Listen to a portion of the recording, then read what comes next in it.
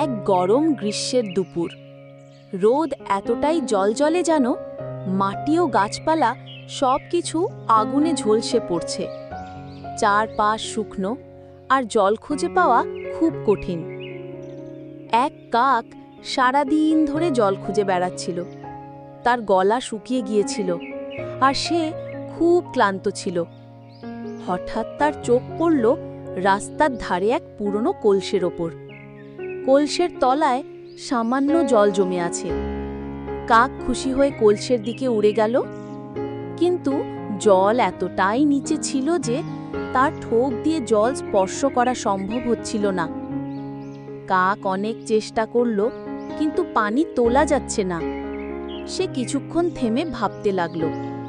তারপর সে চারপাশ থেকে ছোট ছোট পাথর গুছিয়ে কলসের মধ্যে ফেলা শুরু করল। পাথরগুলো পড়তেই ধীরে ধীরে জল উপরে উঠে এলো। অবশেষে জল এত উঁচুতে উঠে এলো যে কাক সহজেই পানি খেতে পারল। সে অনেকক্ষণ জল খেল আর প্রাণ ফিরে পেল।